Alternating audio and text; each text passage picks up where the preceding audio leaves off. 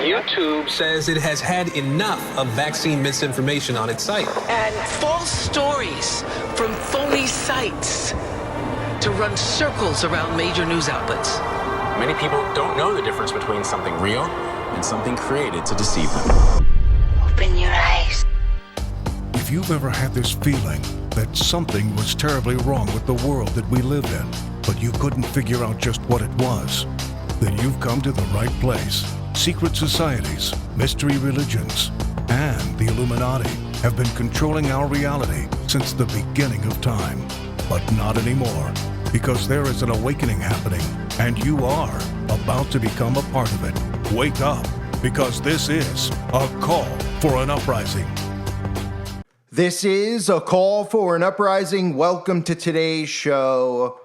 Beloved actor Chuck Norris has passed away at the age of 86. And of course, Chuck Norris is one of those actors that everybody seems to like. We've seen all the memes of Chuck Norris.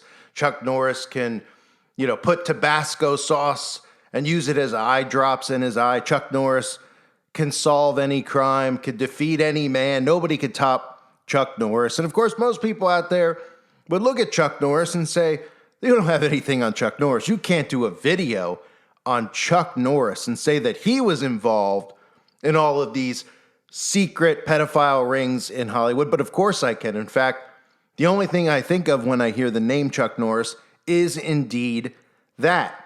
In fact, when we think of all these celebrities that we see doing the all-seeing eye symbolism, which of course we could see Chuck doing right here very subtly, but with his hat over one of his eyes so his eyeball is dimmed out. This is deliberately done. Or doing the prominent Freemasonic hand on the chin. There's not a lot of stuff out there of Chuck that's overly satanic that we see from people like Lady Barfbag, Lady Gaga, or some of these other celebrities that I've exposed over the years. But Chuck's sins lie much, much deeper. Of course, we'll start with what should be basic common sense of how is Chuck Norris even famous in the first place? Some random guy who does karate, who's in C-level action films, hanging out and becoming very close personal friends with maybe the most satanic person, the face of the New World Order, George H.W. Bush, the Skull and Bonesman himself, as we're on the eve of 3/22. I'm sure it's a coincidence that Chuck passed away just a few days before that. Of course, Chuck Norris hanging out with presidents, hanging out with Netanyahu, a major supporter of Israel. Of course, the modern day version of Israel created in 1948, the industrial complex that continues to commit mass genocide that Netanyahu is the face of. He's met with Netanyahu many times, considers him a close personal friend, but Chuck Norris was just a karate instructor, right? Chuck Norris was just doing kicks and moves and thrust punches, and suddenly was thrust into some of the worst action movies that nobody could even remember. In fact, nobody could even name anything Chuck Norris has ever been in other than Walker, Texas Ranger. And of course, Walker, Texas Ranger is only known because it's laughed at universally by everybody who's ever seen it, because the plots are so bad, the way it's edited is so bad, and everything about it is comical. But Chuck has a star on the Walk of Fame, of course, because he's an actor. He's a famous actor known for nothing. But of course, when you get a star on the Walk of Fame, what most people don't even know is that you have to apply for it yourself and pay for it out of your own pocket. People are just so gullible, they think that the biggest celebrities in the world, like Chuck Norris, are just selected by a committee. No, they put that out there themselves. And of course, I can almost guarantee you that everybody who has a star on that Walk of Fame is involved in these same rings. So let's get down to Chuck Norris and his involvement in these rings that nobody ever talks about. The biggest case that's never talked about is the McMartin Preschool. It should still be talked about to this day. Some of you may know it was my awakening that occurred through the McMartin Preschool, when we learned of hundreds of children coming forward, talking about being trafficked out of the school to celebrities and politicians in California and Hollywood, flown to certain locations, and were involved in satanic rituals, led underneath the school through tunnels. One of the children went to see a doctor because their parent found what looked like marks of penetration on the rectum. Of course, The doctor said, well, somebody's been doing something here. This isn't a rash. This isn't poison ivy. There's some type of sexual activity going on. And once that child and the parents came forward, the rest of the children at the preschool came forward. Because remember, these children are so young, they don't know what's going on. And they are scared to death to come forward because they're threatened by these adults. They have knives held to their throats. They witness animal sacrifice in front of their own eyes, which makes these children put through trauma-based mind control, which makes them afraid to ever come forward and confess to these things. But once one child was found to, the parent found this on the child, and then the parents asked the child about what happened. The child came to tears. The child told the parent told the other parents, and suddenly those parents started talking to their children, telling them not to be afraid, that they would protect them. And all these children suddenly came forward, and we had the McMartin preschool trial, which was the biggest trial in the history and still is of the United States of America. Now, this had to be covered up, of course, because this would have blown the lid off of what Hollywood really is. It would have blown the lid off of all the politicians in our country being involved, secret societies, Freemasonry, you name it. It all would have been exposed. It would have been the end of Satanism in the public as we know it. It would have been like what we've heard of modern day witch hunts, because all of these people would have been taken care of by the citizens. So, of course, what had to happen? Well, what had to happen at the McMartin preschool was the creation of the satanic panic by the media. So the media started coming out with stories of hysteria. Parents making this up because they're trying to make profit off of their children, right? The kids are all making it up because the parents are telling them to make it up. And that's what the media created, and they called it the satanic panic, so the common person would dismiss the actual existence of Satanism because they don't see it with their own eyes. They don't see Satan, satanic churches in front of them where human sacrifice rituals are taking place. Because what do you think? They're going to be committing murder in the streets in front of your eyes and performing these acts on children in front of your eyes? Everybody would band together and go after these people. Of course, we know they do it in darkness. They do it underground. They do it and hide in churches and pretend to be Christians, but they're really actually Satanists, but it gives the image in their society that they're good Christian people. We see it in Hollywood all the time, all these celebrities who donate to charity because they're told, the secret societies are taught to use philanthropy and to use charity and donation as a front, so that the vision in the mind of the sheeple is that they're good people. They would never be involved with this type of thing. In fact, that's, of course, why we see the Shriners hospitals and we see these celebrities who constantly give to charity and show up at hospitals and do Make-A-Wishes. These are all fronts to protect them from who they really actually are. And I believe Chuck Norris is no different. Do you know why? Because during the McMartin preschool trial, a lot of these children came forward and claimed that Chuck Norris was one of the people involved with molesting the children. In fact, you can find articles from 1985 talking about what was going on the witness stand. Here's an example. For a second straight day, a 10-year-old witness in a major child molestation case has identified pictures of actor Chuck Norris and a top city official, this time saying the men were among the strangers who had molested and beat him and his classmates. The accusations in court Friday were denied by both men, and a spokesman for the district attorney's office said the child is mistaken in his identifications. The boy's comments also seem to cast serious doubt on his earlier testimony, right? Because it sounds ludicrous. It sounds ludicrous, right? Oh my goodness, Chuck Norris, the actor, is involved in doing this with children?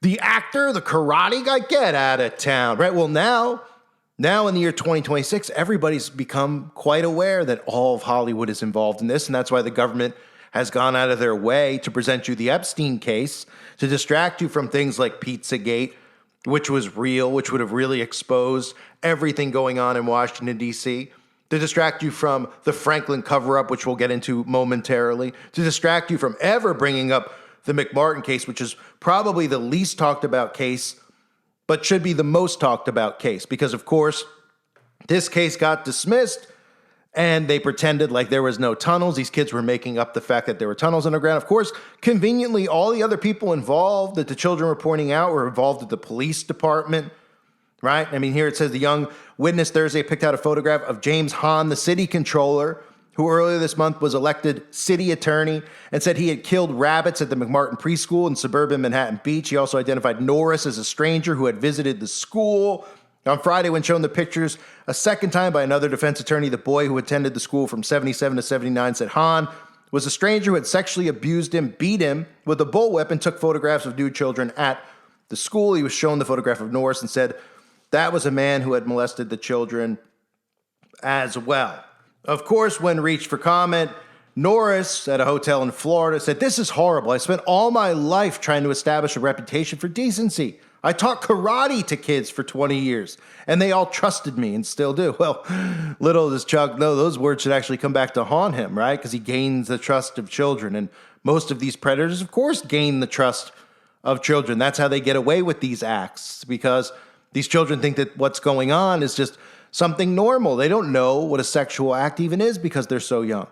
Chuck goes on to say, all the pictures I've made have been seen by children all over the country. I don't see how any 10-year-old kid could not help but recognize him. Well, of course. And that's how you were identified. Because a child identified a celebrity that he'd seen in a movie, an action movie, probably airing on television during the day, and said, that guy, Chuck Norris, the guy in the movie, was actually one of the people who was there. And he goes, I've never seen or heard of the McMartin School.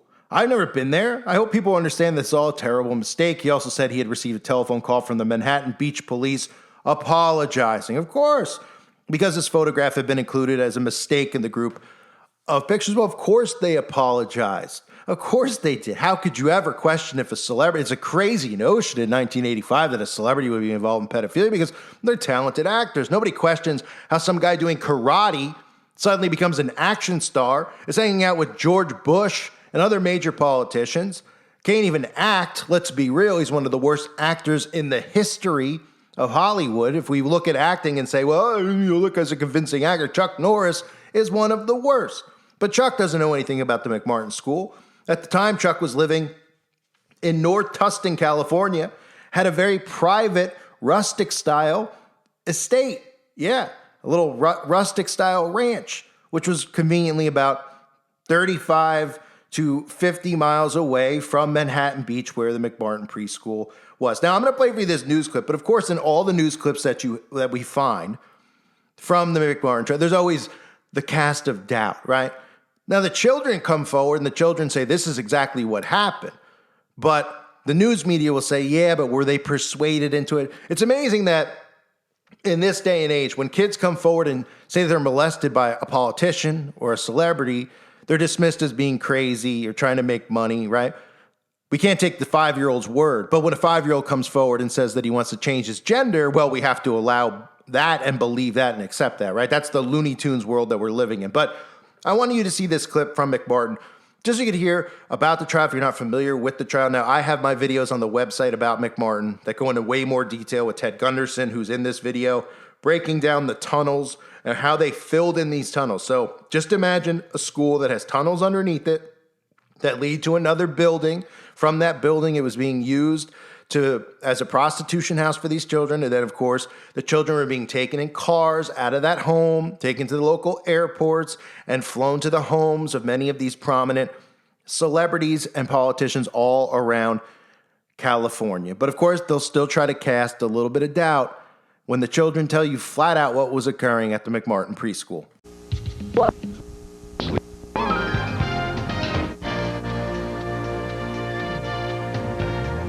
I remember being tied up to a pole with this girl named Emily. There was an explosion of daycare sex abuse scandals, like the Kelly Michaels case, in the last decade. I remember playing the naked lady game. The most notorious, perhaps the one that ignited them all, happened at the McMartin preschool in Manhattan Beach, California. Someone killed a horse in front of you? Yeah.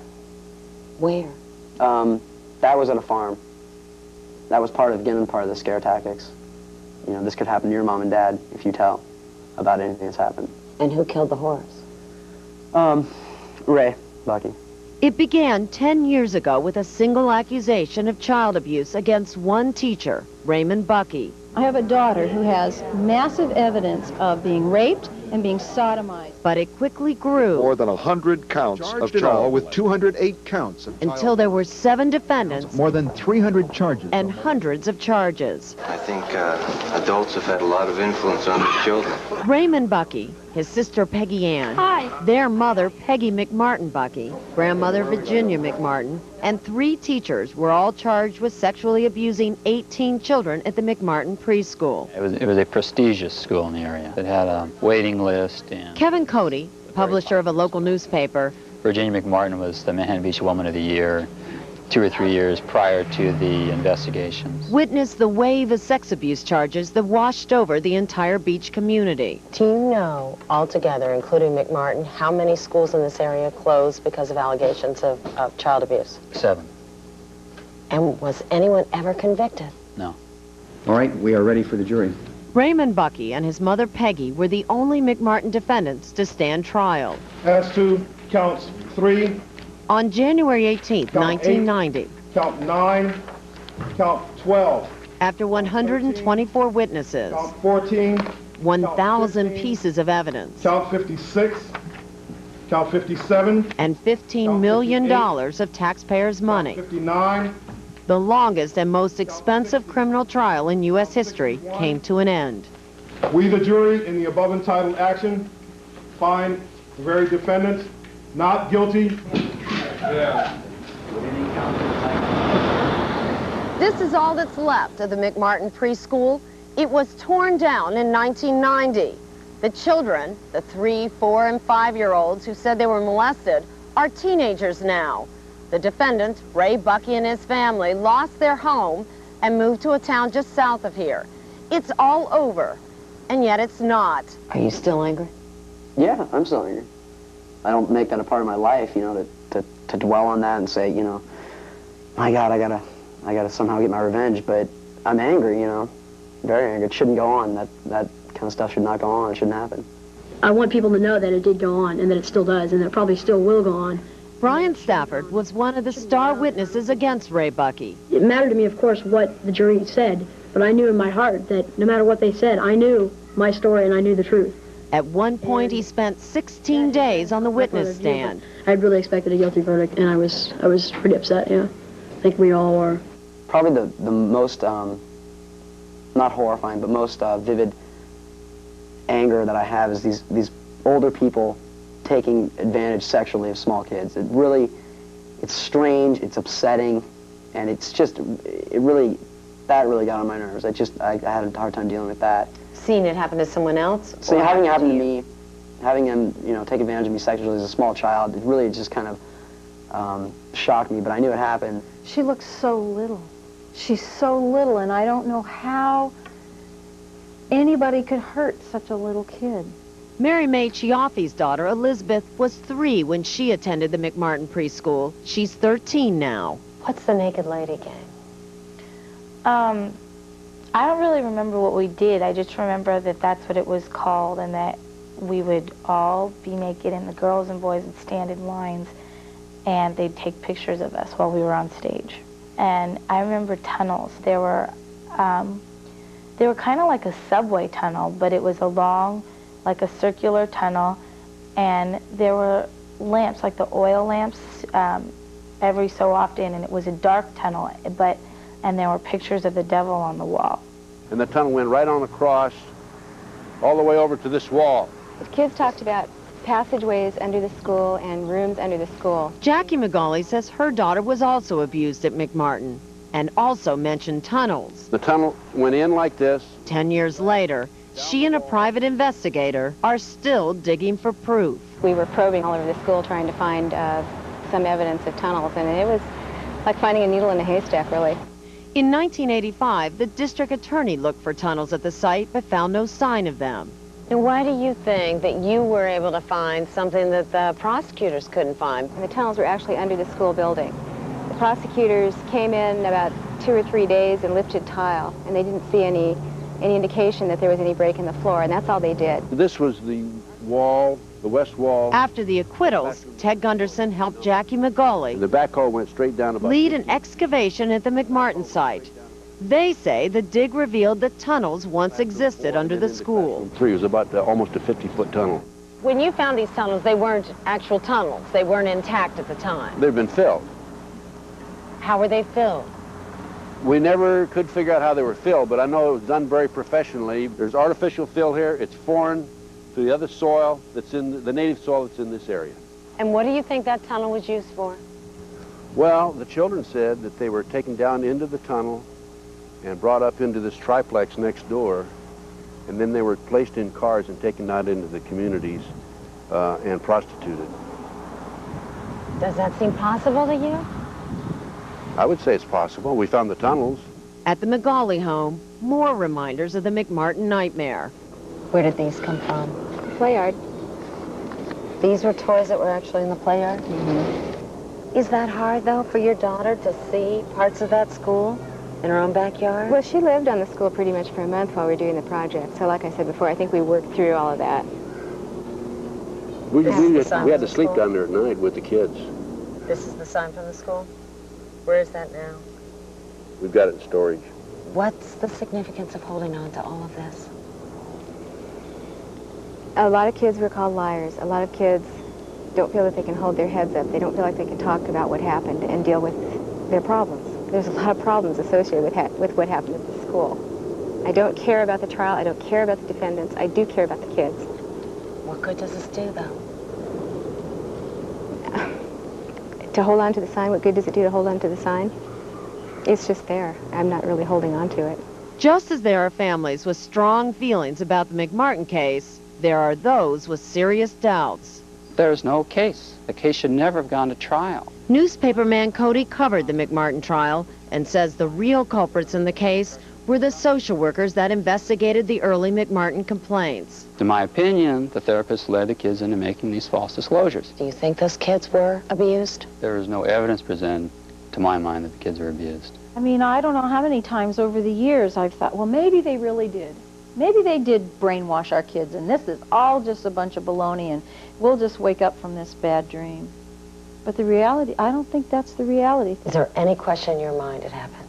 No, I know what happened. Is it possible at all, when you look back now, that some of these memories you have are memories that the therapist told you about, that may not be your own memories? For me, no, there's no doubt. People will try and convince you that, hey, this didn't happen to you, look at this, they told you that. It's simply not the truth. And it's, you know, the topic gets old. That's what happened and that's what I said. And you believe me or not, it's fine, but I'm going to still say it to this day. So the children are adamant about what happened to them. Now, over the years, we've seen more propaganda come out, especially since Pizzagate and some of the other things that we've heard. We've heard some documentaries get made against Satanic Panic. They brought it back out of nowhere because with the internet, they didn't expect people to wake up more and more to things like the Franklin cover-up or the McMartin preschool. So that's just, Chuck Norris was mentioned in that by children. They must have just randomly just picked Chuck Norris, right? They're just like, Chuck Norris was also there involved. Yeah, he had me bent. I mean, give me a break. Give me an actual break. That this guy, Chuck Norris, is famous and doing what? Well, hanging out with guys like George Bush, right? George Bush. Here's George and him, giving him an award. Giving an award for what? Karate? I mean, every one of us know, wherever you live, there's a karate place within probably 25 miles of where you are, right? What's so special about Chuck Norris's karate? I mean, Chuck Norris isn't very appealing on the eyes, is he? I mean, it looks like he's wearing a rug on his head, got that famous mustache, right? But no, Chuck just became famous for his karate because his karate was better than everybody else's. So here he is with George. Here's the post from their family. Actually, this is the post from the Bush Foundation on the passing of Chuck Norris, right? Showing them together. George and Barbara Bush Foundation mourns the loss of actor, martial artist, philanthropist, there's the word, and friend of President and Miss Bush, Chuck Norris. He'll be remembered not only for his many talents, but for the warmth and friendship he extended to those who knew him, right? We extend our deepest condolences to Gina and the entire Norris family. It's amazing how all these celebrities, you just always find a connection either to Satanism or accusations of pedophilia, right? And there they are again. They're hanging out at the White House, right? It's Chuck Norris, his blueprints in his hand, hanging out at the White House with George Bush, kick drugs out of America, right? This whole front that they put on in the 80s and 90s, for those of you who are younger, this whole DARE operation, this kick drugs out of America stuff, all nonsense. And George Bush standing at the front of it all was actually the guy bringing drugs into America, because drugs that are brought into America are not brought in from the cartel. They're brought in from the real cartel, which is the CIA. The CIA is responsible for laundering drugs through all different countries and networks and bringing it into America. And they're also responsible for child trafficking. But of course, nobody wants to think about any of that stuff because it's a lot to take in. But this is the front that they put on, right? Why not have the people responsible for drugs in America come out and start all these campaigns like Kick Drugs Out of America? And Chuck Norris, there he is with George again. George doing karate with them, right? Here they are going for a jog. George Bush and Chuck Norris. I mean, here they are towards the end of George's life where he looks like the Crypt Keeper himself, right? Even if you ask the AI out there, yes, Chuck Norris and President Bush were close friends. They shared a bond that included personal visits, charity work, and public lighthearted activities, such as when they went skydiving together in 2004 to celebrate George's 80th birthday. Oh, they were close, right? And let's not forget, the architect, really, the modern day architect. I mean, yes, we could look at the Rothschilds, the Rockefellers, but specifically in America, one of the modern day architects is George H.W. Bush of the New World Order. We have before us the opportunity to forge for ourselves and for future generations a new world order, a world where the rule of law, not the law of the jungle, governs the conduct of nations. When we are successful, and we will be, we have a real chance at this new world order, an order in which a credible United Nations can use its peacekeeping role to fulfill the promise and vision of the UN's founders. What is at stake is more than one small country. It is a big idea, a new world order, where diverse nations are drawn together in common cause to achieve the universal aspirations of mankind: peace and security, freedom, and the rule of law. And he never hid that, right? And you know what else was never hidden about George Bush? Well, for anyone that's familiar with the Franklin cover-up, are you familiar with the Franklin cover-up? If not, you should become. I've got a lot of information on it for anyone interested. Homosexual prostitution inquiry ensnares VIPs with Reagan and Bush. Callboys took midnight tour of the White House. That was in the Washington Times. Now, this is back in a day where not every single person in the media was compromised. Now, everybody in the mainstream media is compromised. And we even know that many people who are social influencers that get promoted and boosted in the trending sections all over Instagram or YouTube are obviously compromised, who try to dismiss all of these things as conspiracy theories, right? But this is actual proof. If you see the picture, the document on there from a call boy who took a tour of the White House at midnight. Sounds a lot like the young boys who were playing ping pong with Barry Soetoro, Barack Obama, during the middle of the night at the White House. All happening right in front of our eyes. The Franklin child prostitution ring, of course, that goes back to Boys Town. If you're not familiar with Boys Town in Nebraska, all of these groups that you heard about growing up, the United Way, the Boys Town, the stuff we started with Jerry Sandusky, all fronts. Oh, we have these groups for young boys who are, they don't have father figures in their lives. They come from broken homes. Their father was drug addicts and alcoholics. We took them out and we brought them in here to take care of them. They put these nice commercials on about how great they are. And then you're supposed to cheer for all the people involved, like, Warren Buffett. And you're supposed to believe that these guys are philanthropists. Warren Buffett he's so rich because he just kept guessing the right stocks. And he keeps doing it. Isn't that convenient? It's like it's like betting on roulette. And every single time you hit the right color. Isn't that incredible? Right? Of course, he's involved with Boys Town. They all are. Right? And for those of you that don't know where this story goes with the Franklin cover-up, I do have a documentary on the website about the Franklin cover-up. But here's Paul Benaki. And I want you to listen to this because he's one of the children who were prostitutes for lots of our politicians back in the 80s and 90s who are still in politics this day and age. And here he is doing an interview with Ted Gunderson, who was the man that you heard in that clip who exposed so much of the tunnels and what was going on with the McMartin preschool, also helped expose a lot of the Franklin cover-up. Here he is talking about late nights at the White House and how after the parties, there was an after party, and guys like George Bush would linger around. Did you recognize, aside from the fact that you had sex with some of these politicians, at some of these parties, did you recognize any prominent senators or congressmen or anybody, even though you may not have had sex with them? A lot of the parties I went to with King had prominent people, because at Washington, D.C., whenever we were down there, you guys had parties. At the beginning of the party, you had a lot of young guys and stuff that were servers. We'd sometimes serve stuff, sometimes we'd be out in the background, we'd be walking around the party and stuff. Nothing was to take place then.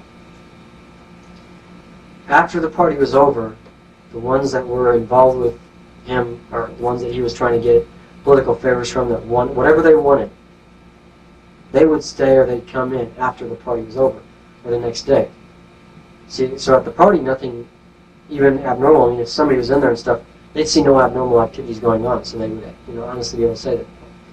I've been to parties, but I've never seen anything. So, but I've seen some parties down in Washington. I've seen President Bush there, which I'd rather not talk about here. What year was that? Was he president or vice president? Vice president. That's when he was still vice president. I've never met him as president because he became president in '88, and I never went around him after that. You saw him at how many of these parties? I seen him at about 3 or 4 parties, and at every one of the parties, you had a little ID card that you had to have, and they had a little scanner thing, and when you went in, they ran it across this thing to get in there and stuff. They had special agents everywhere, Secret Servicemen everywhere and stuff. And I fell off the balcony of the place. They had a little window and stuff. I was sitting on there, and I fell off. Didn't get hurt. I got up. But I dropped my card, and I had Secret Servicemen with about 500 guns pointing, about 20 guns pointing at my head when I tried to go back in. Until Larry King came over and straightened it out and said he belongs in here, and that was kind of a spooky thing when you have all those guns pointing in your face and you're only about 15, 16 years old. The reason was because the vice president was there, so they had to have all the Secret Service. But I also seen at some of them, I seen people like Maureen Reagan, which is, I believe, President Reagan's daughter. What did Vice President Bush hang around after the party was over, or what? He was after the party a couple of times, and we were hiding in the closet, but I didn't do nothing with him. He was with a black kid, and he was with a white kid. What do you mean with a white kid and a black kid? Well, there was one... Tell me about the time when you were in the closet. Well, me and this other kid, we were... Who's the other kid? I can't even remember right now. He was from the Washington, D.C. area. So he wasn't from around here, but we were just sitting in the closet talking, just kind of trying to mind our own business, because we were staying away from the rest of the party. We were in a back room in the bedroom. Was this after the formal party was over? Well, it was kind of during the formal party, but it was after a lot of people had already started leaving and stuff. And we remember that a couple of Secret Servicemen came in. One went to the window and looked around outside the window and stuff. The other one came in, looked in the closet, and he thought he'd seen us. Was it dark? He had a flashlight. The lights were off. He didn't even bother turning the lights. Come in with a flashlight. Looked in the closet. I guess he didn't really look around it, because me and him were sitting on the floor right below him. It kind of looked like this. He didn't even look down. Kind of looked like that and stuff. Turned around and walked out of the room and stuff, and then we seen this other guy come in and stuff, and I didn't recognize him at first. Was the closet door open or closed? It was partially open. Okay. So we could see out there and stuff. And, it's like the 2 people I knew as Webb. There's 2 kids I knew as Webb and stuff. One of them was from Washington area. He was a white kid, and the other one was a black kid. I seen it 2 different times. 2 different Webbs. One was a white, one was a black kid. Yeah. Okay. One was from Omaha or somewhere out here. Was the white kid or the black kid from Omaha? The black kid. Okay. He's one that was from this area. And I seen at the time Vice President Bush go in, and all he did was the kids performed oral sex on him. That was it. Kids what? Performed oral sex on him, and The kid performed oral. Which, the black kid or the white kid? both. Well, first I seen him at 2 different times. First with the white kid, then with When the you black were in the closet? Yeah, we were in Was the that closet both times. Oh, were you? That was our normal hideout. Me, him, and other kids and stuff. That's where we hid out at. We go on the closet and stuff when we want to get away from the party. So you were in that closet twice when Vice President Bush came in? And I was in the closet more than twice, isn't it? I mean, when Vice President Bush came in, 2 separate parties, once with a white kid, once with a black kid? Is that right? So you saw him twice? Yeah. And the kid had to perform oral sex on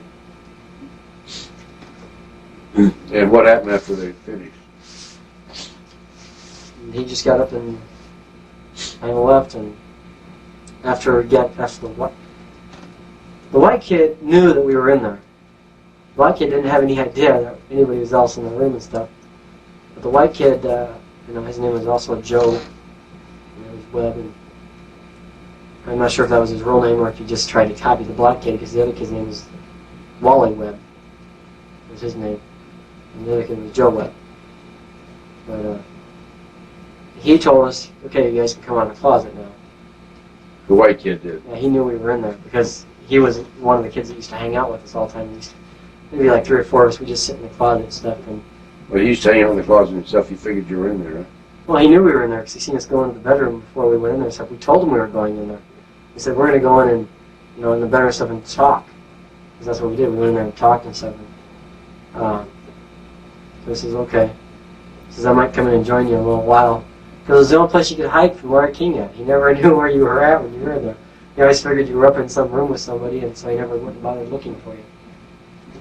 So he just disappeared for a while, and he'd go and look in the bedroom and never look in the closet, which had all kinds of stuff in it, too. What do you have in there?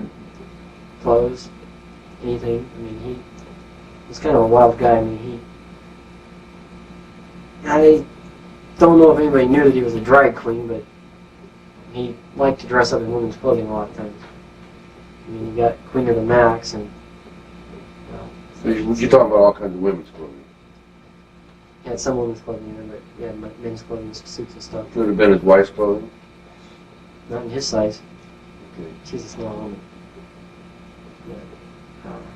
So did you see Bush there any other time? I just seen him at a couple other parties, but I never seen him do anything. So you saw him probably at total of 4 parties? Yeah. You saw him involved in the sex act twice? Yeah.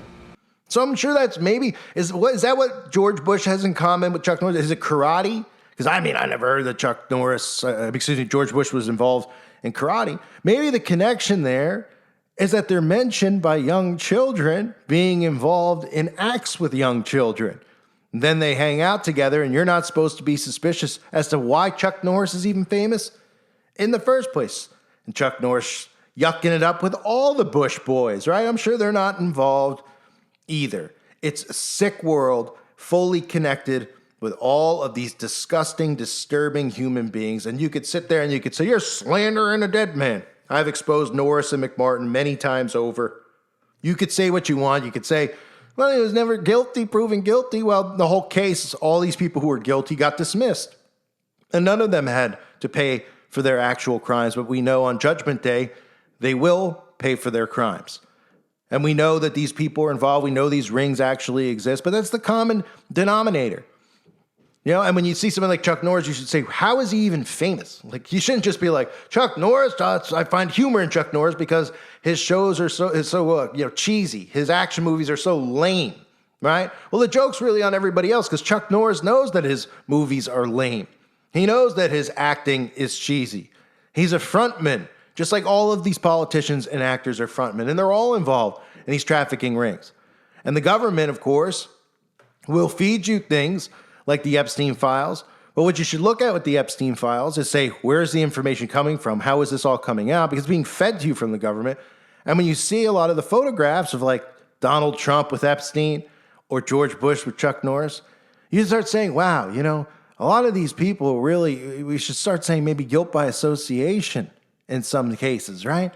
Because what in the world would Chuck Norris have in common with George Bush, who's a skull and bones Yalesman, who was a former president And Chuck Norris is just some guy who was doing karate, and we never found out how Chuck Norris became a famous movie actor. Well, we get our fake stories like we do with everything else in this world, how all these DARPA tech guys become famous, all fake stories like Zuckerberg and Gates, right? Then you look deeper, you say, wait, Gates' father was on the board of Planned Parenthood? Wait, Gates didn't really come up with Microsoft? Wait, DARPA really came up with this? Wait, CERN was involved in the creation of the internet? Or you look at Facebook, right? And the stuff I've exposed with Facebook and how it's really created by the government themselves too, right? And then, of course, how convenient that the government, the Pentagon, the CIA had created a thing called LifeLog that they were working on for years that looked and ran and operated exactly like Facebook, and it shut down the same day that Facebook actually launched, right? All of their backstories are fake. The reasons they're famous are fake.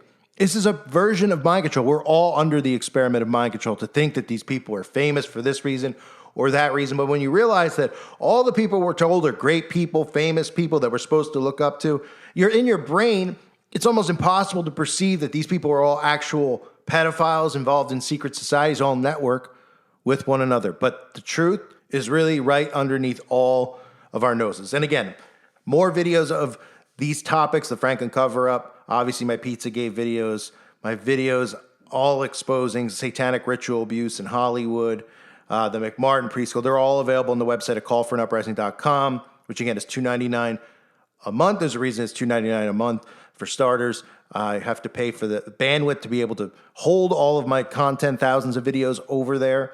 I have to be able to keep trolls out, of course, at least over the years. I don't know if there are any more trolls at this point because most people think I'm actually not even making videos anymore. And I also pay a good amount of money every month to be able to send you email notifications to actually find out when I make new content because, of course, we know that it's very rare that YouTube will actually let you know. So Chuck Norris dead at the age of 86. I'm sure he's not really dead. Maybe he's just going out. I'm surprised he didn't go on 322, but maybe have something bigger planned on that day. But nonetheless, all you'll hear about is how great Chuck Norris is, just like all we heard about was how great George Bush was, and all we'll hear about is how great all of these guys are when they die. But they're the ones responsible for war, they're the ones responsible for division, they're the ones responsible for cancer, they're the ones responsible for making us sick on a day in and day out basis.